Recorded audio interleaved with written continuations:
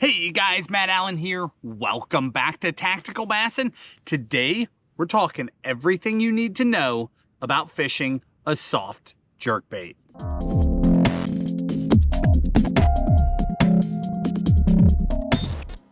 Fluke fishing is a special technique. Getting out with a soft jerkbait and working that thing and getting fish to react is something that just stays with you. There are a lot of ways to catch a bass, but there are those key techniques that are just more fun than the rest.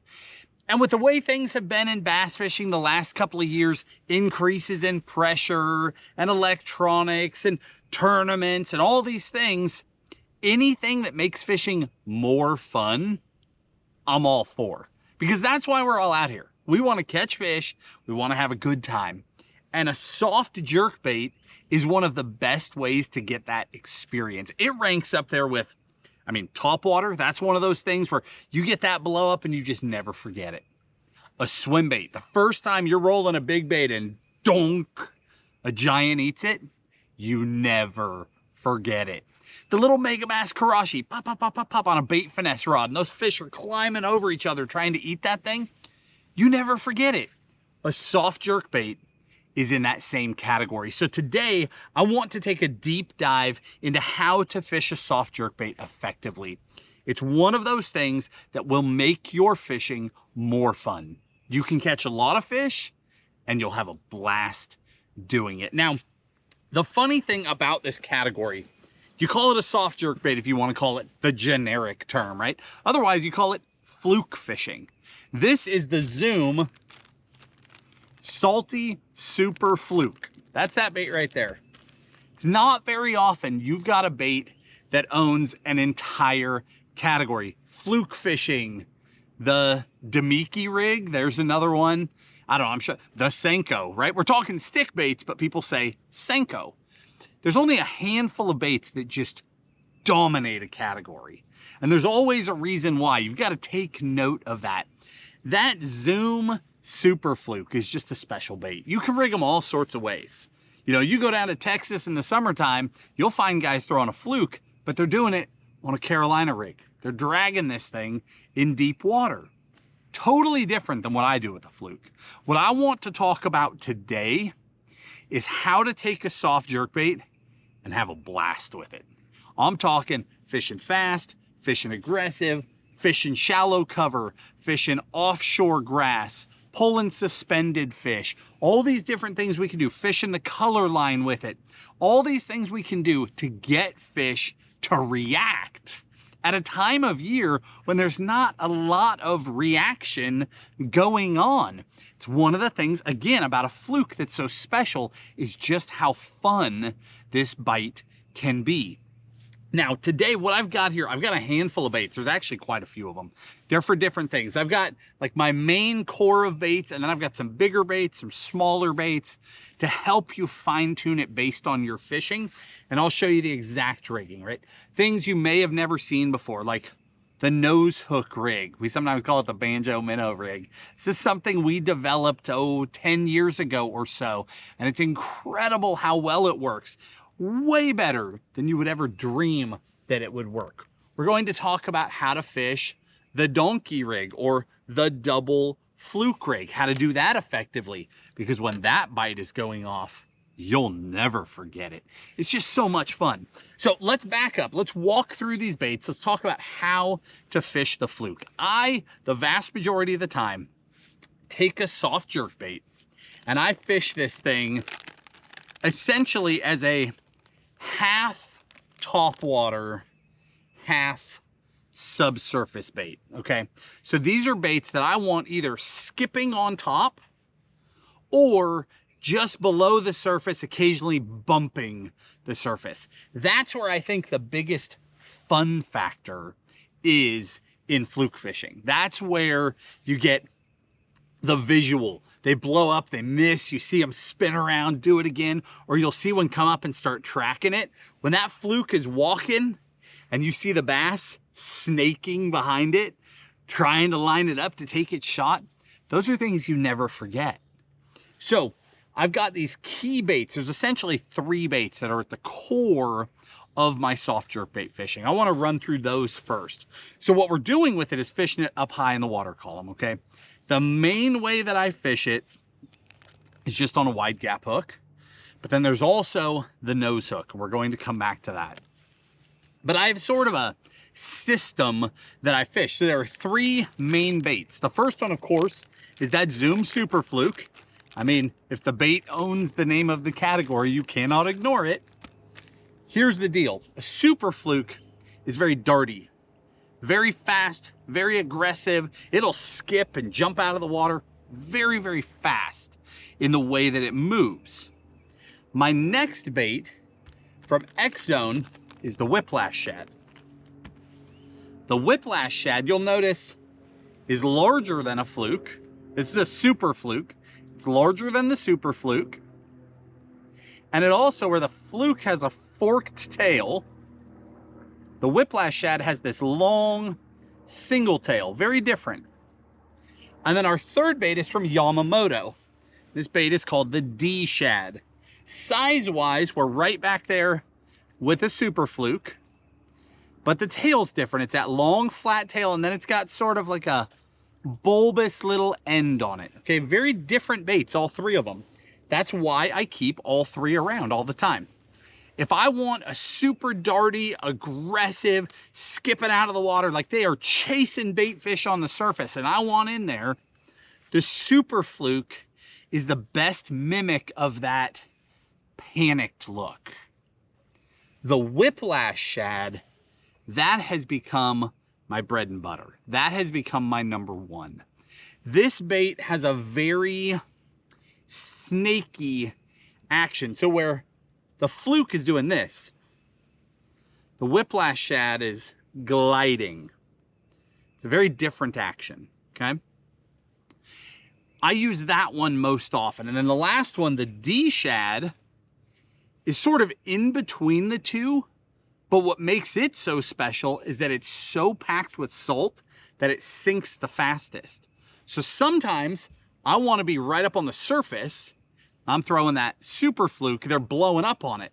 Other times they don't want to come up. Maybe I'm fishing the edge of a dock and I've got to get down 2 feet for them to see it from under the dock.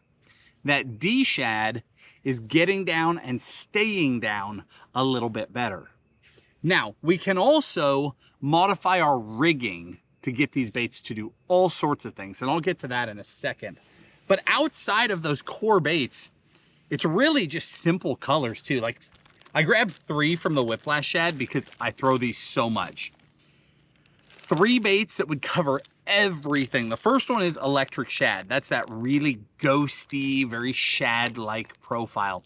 Crystal clear water, bass chasing bait. That's the one. If I'm just after like a general bait fish profile, it's Pro Blue Red Pearl every time. And then if I'm in a fishery where I don't think they're really on shad, maybe they're eating bluegills, maybe they're eating little bass, maybe I don't know what they're eating. They're eating shine or something else, then it's always this baby bass color. Those are my 3. I keep it that simple.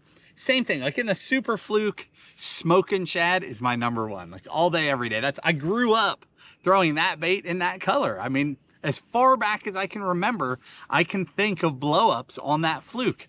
And smoking shad is the one. If you're not throwing smoking shad, you're throwing albino, right? In modern years, there's all these new colors, but I still find myself going back to those tried and true colors. Then I've got a couple favorites in that D Shad as well. And again, in the video description, I'll link all of this for you, okay?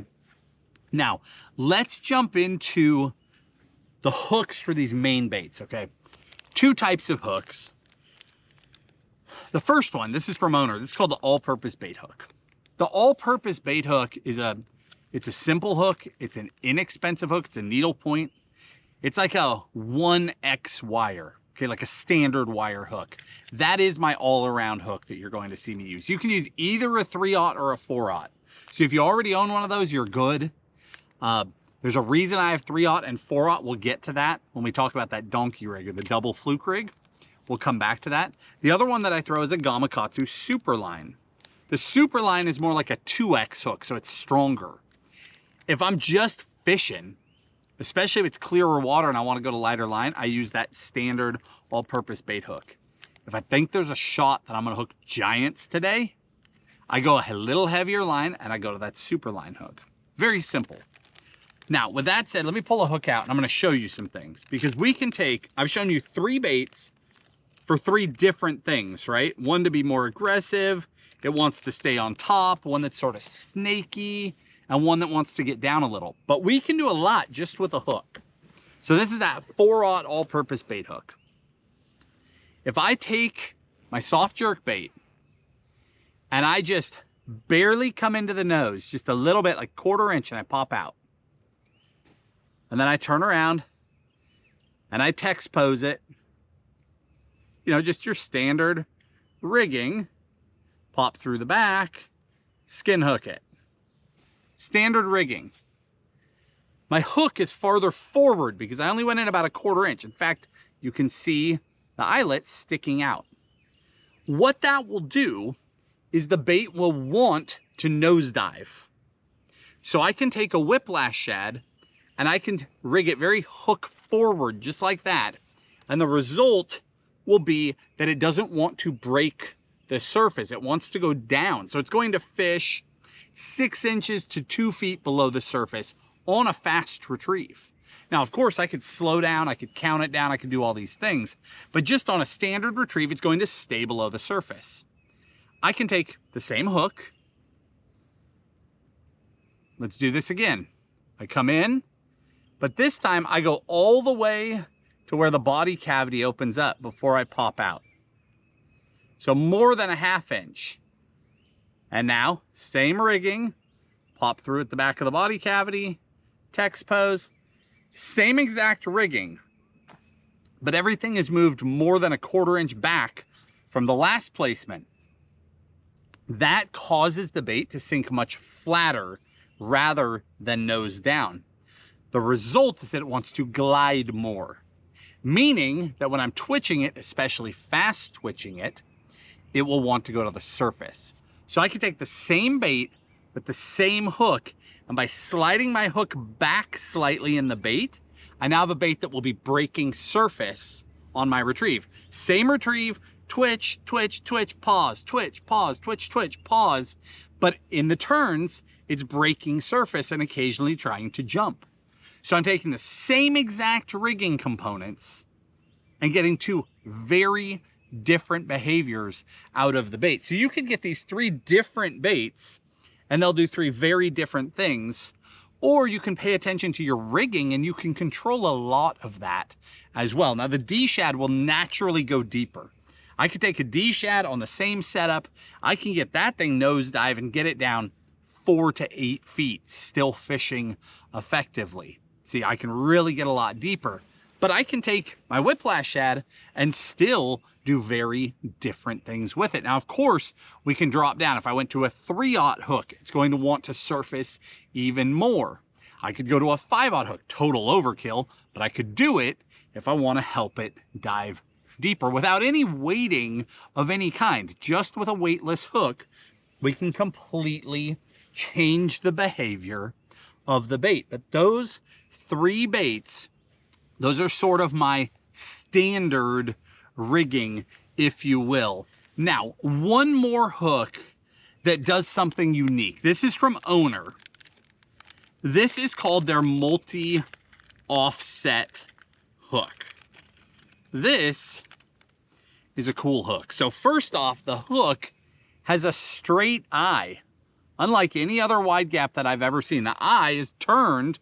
All other wide gaps have a flat eye. This one's turned up on edge. So when you're trying to get this bait to fish and walk and move, you can get really erratic action out of it, especially like if you tied a loop knot on it. This thing's just dancing.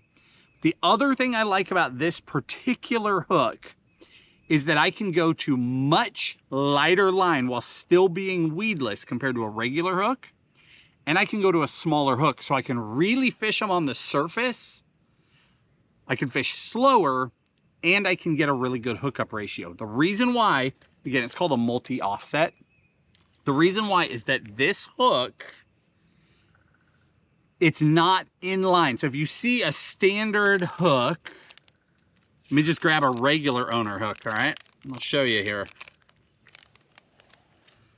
A standard hook, you could basically draw a line across here from your eyelet to your hook point. They're in line with one another. On the multi-offset, they're really not. If you drew a line, this is sitting about 1/8 of an inch or 1/16 of an inch higher than our eyelet is. The result is that we have, what's that mean, right? Who cares? That means that our gap is bigger. That's all that. Punchline, gap is bigger, distance is shorter. So we are able to maintain a large gap. Let me turn around and rig this for you.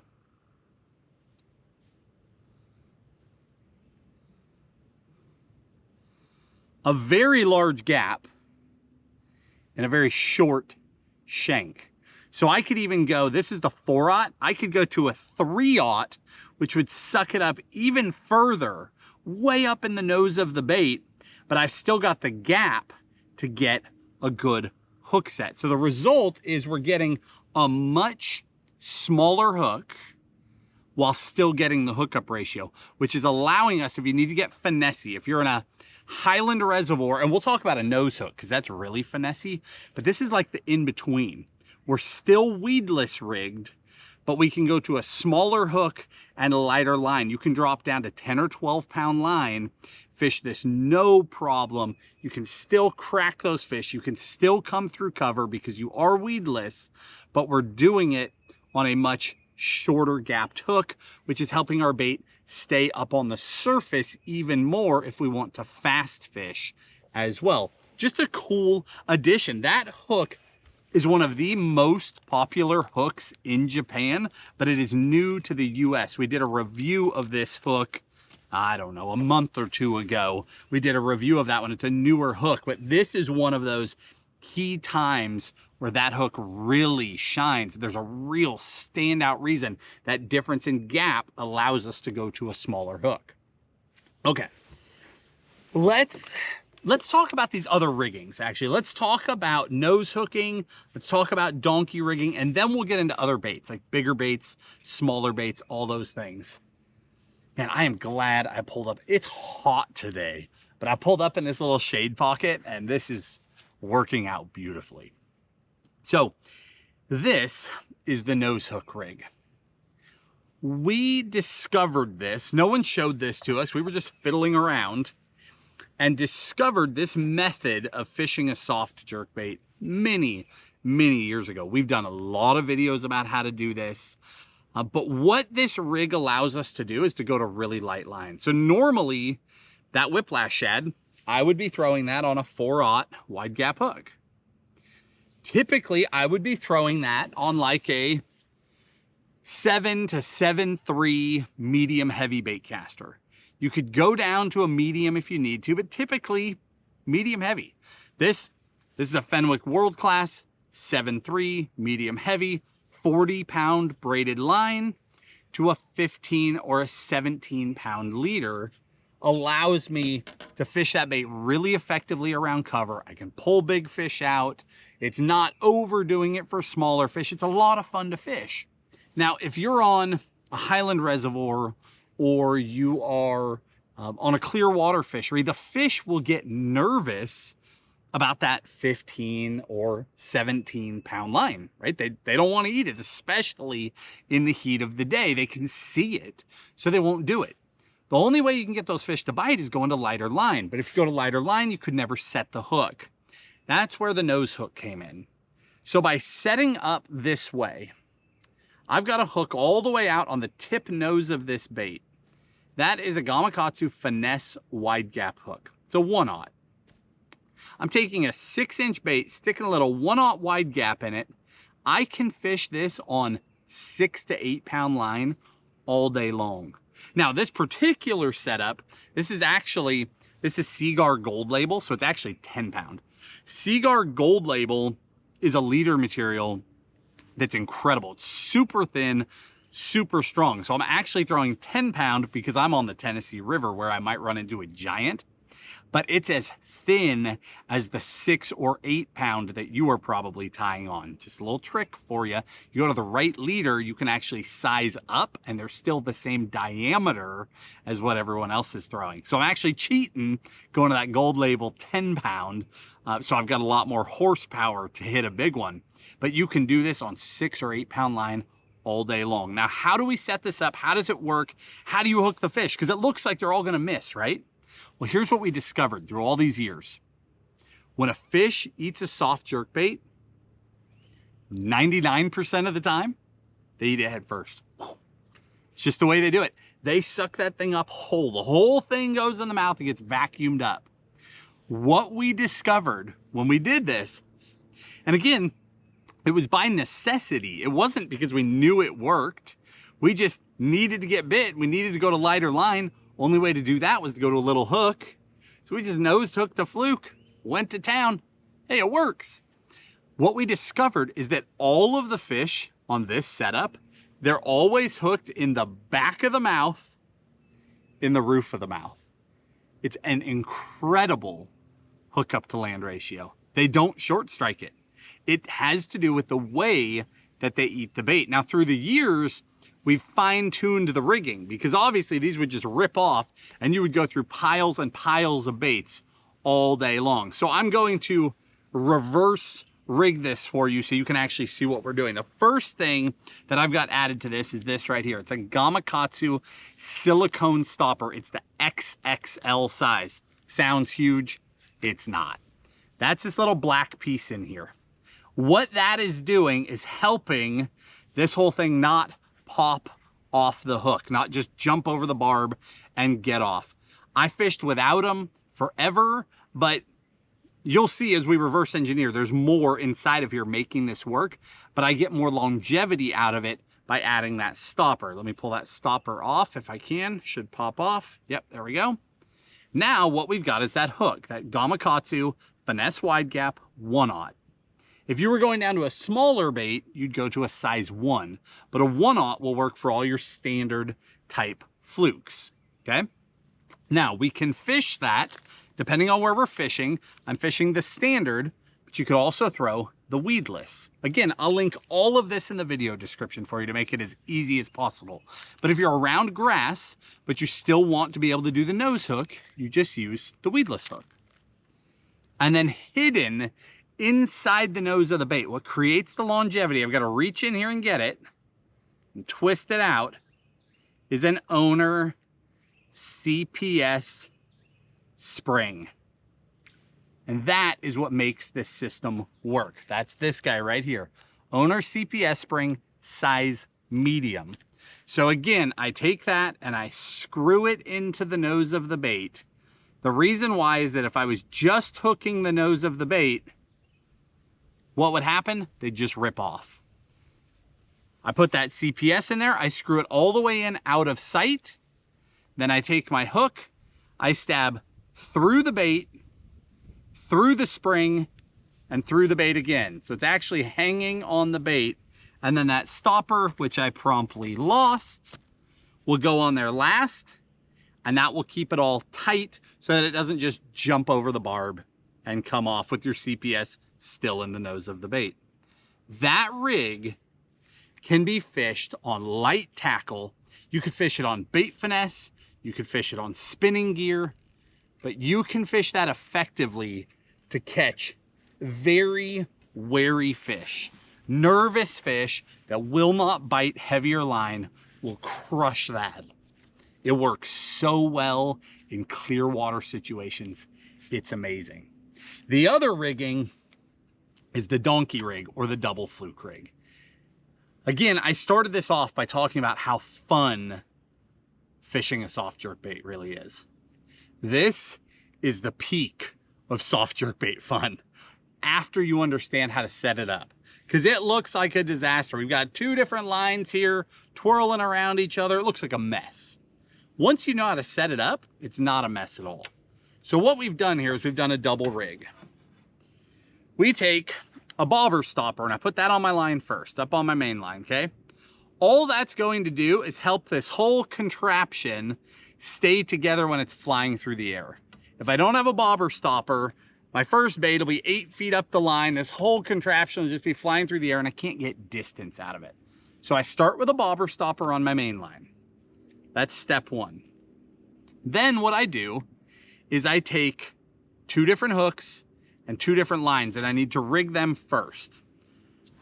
Remember in the beginning I said there's a reason I have a 3/0 and a 4/0. Typically, I just use this Owner all-purpose bait hook. Again, an inexpensive, very effective hook. Bang for the buck, they're incredible. I get a 3/0 and a 4/0.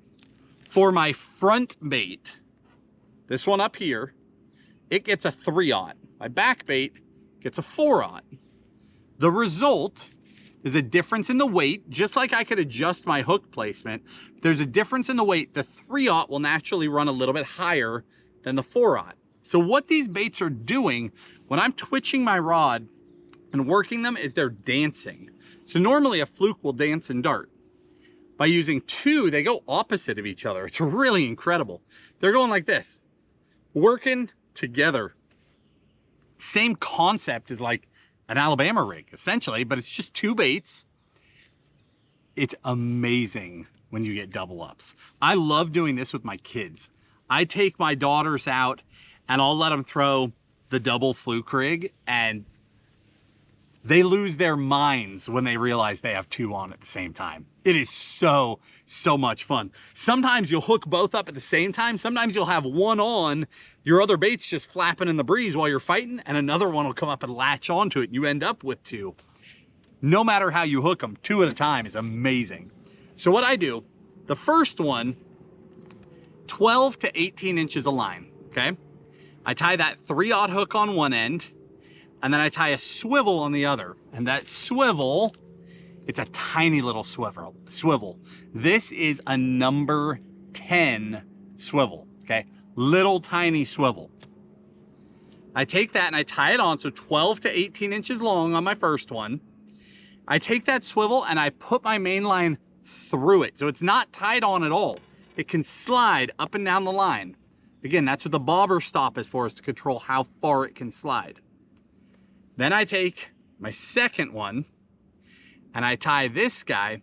And again, I'm using heavier leader material, 15, 17, even 20 pound line.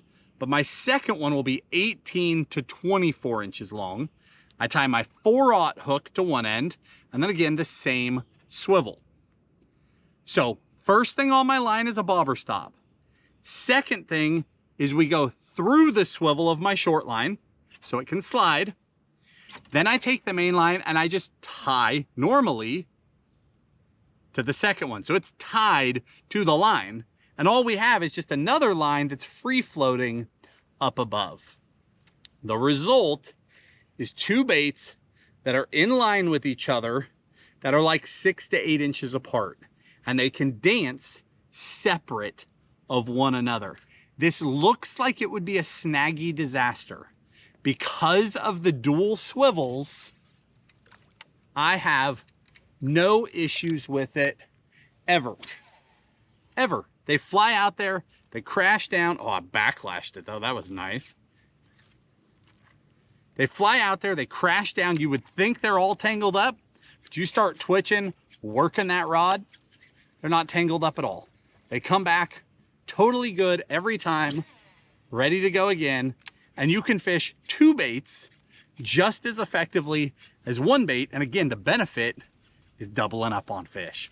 It is so fun when they're schooling, hooking them up 2 at a time is crazy. It is a really good time that you will not forget. Now, the rod for that is very specific. I didn't tie this onto a random rod. From Shimano in the Zodius line. Whoa, big old gust of wind. Ooh. In the Zodius line, I've got stuff blowing all over the deck here. I need to pile it up. This is the 7.5. You can throw the medium heavy or the heavy. 7.5 medium heavy. The reason why is that the Zodius has a longer handle in the 7.5 than any of the other Zodius rods or any of the Shimano X Pride rods. Much longer butt section. And when you are casting a double fluke leverage to cast, more handle to hold on to, goes a long way. So I specifically throw this double rig on that Zodius 7.5. Got that paired up to a Corrado, 50-pound braid, and then again I'm tying 15, 17, or 20-pound leader on that to fish it effectively. Such a fun way to fish. All right, we've got a few more sort of outlying baits to talk about. That was the core of my soft jerkbait fishing. We've covered that. But sometimes I want to go bigger or smaller or deeper or more erratic. There are some fun other baits. If this is something you do a little bit, those are the core baits. That's what I'm fishing with. But if this is something you do a lot and you want to experiment, maybe you need to find a bait to fit a niche. Maybe you need a bait that will do something different than what you already have. I've got 4 or 5 more options here for you. The first one is if you want to go big. The Super Fluke comes in a really big size as well, but nothing touches a Demiki armor shad. This is the 7-inch Demiki armor shad. We actually do a lot of strolling with this bait too. It is incredibly soft. Incredibly soft. The material is amazing. You just ball this thing up. But this is a full 7-inch soft jerkbait. And this thing fishes like a dream when you're trying to match a bigger profile. And again, we can do other things with it. We can stroll with it. You could take it and put it on a weighted head and swim it. The thing has this incredible snaky swim in the water. But just fishing it as a soft jerkbait when you need to upsize your profile, this bait is so soft that the hookup ratio is incredible. That is the best large soft jerkbait that I have found. So that's going bigger. Now let's go to the other end of the spectrum. If you need to go smaller, there was a jackal bait that we've raved about for years. Unfortunately, it has been discontinued. It happens. Some of the best baits in bass fishing disappear all the time. It's happened since I was a kid. It's why I buy so much. I find a bait I like, I buy piles of them. I might be a little bit of a hoarder, but I also make sure that I have a stock of the good baits before they're gone, because this has happened to me so many times. So I've been on the lookout, and I haven't found the perfect tiny soft jerkbait yet, but there are still good options. In that sort of medium size, we've got the Super Fluke, right? This is the Super Fluke Junior, which is a really cool bait. You can fish it on like a 2-aught hook. It's a really good just downsized profile. Then if you want to go really small, you go down to the Tiny Fluke. The Tiny Fluke, you can fish this on a size 1 or a 1-aught wide gap or a little tiny nose hook. Fishes really well on both spinning and bait finesse gear. This works really well for bait finesse. That's what we were doing with that Jackal Rhythm Wag that got discontinued. I hated to see that because that was one of those baits that just had the fun factor. It was so good. When you would get those bites, you just connect with it. Like, it's just one of those things that makes fishing more fun. But you could replicate a lot of that with this Tiny Fluke as well. And this is a very budget-friendly bait also, so that's a really good option. So we've got a big option, we've got little options. Then one more here from Nomad in their live ops line. This bait is called the Fallout. It comes in 2 sizes. This is the smaller one.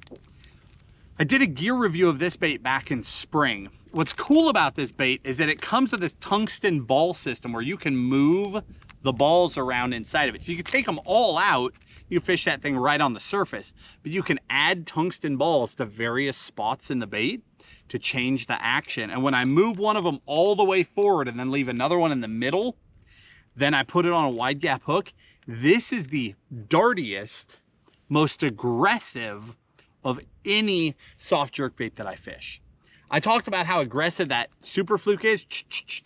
This is like that on steroids. Like super hard turns, super aggressive. It's really amazing just how aggressive that bait is. By adding that little tungsten ball system, it's helping hold that bait down so it can make those super sharp turns. It's a really, really fun bait. And then last but not least, this is not even a soft jerk bait, but it is a bait that has come onto the market booming over the last year, and it plays in the same category. And I wanted to talk about it because you can get the same action that we're getting out of a soft jerk bait, but you can now do it down deep. So this is from Duo Realis. That's called the Bayref, or better known as the BR fish. And they also make a BR head for it. Little tiny bait, comes in 3 different sizes, but you take that BR fish, it's got a rounded side and it's got a flat side. Turn it over so that the flat side is face down when you rig it on that head. And the head has little wings molded into the lead. If you fish it flat side down on that head, when you pop your rod tip, it's darting and cutting like a soft jerkbait, but you can do it 10, 20, 30, 40 feet deep. Same concept, but played out at depth, which is awesome. So not even really in this category, but the behavior is the exact same thing. So it definitely needs to be in here. Soft jerkbaits, no matter how you rig them, how you fish them, which color you want to throw, it is such a fun way to catch a bass.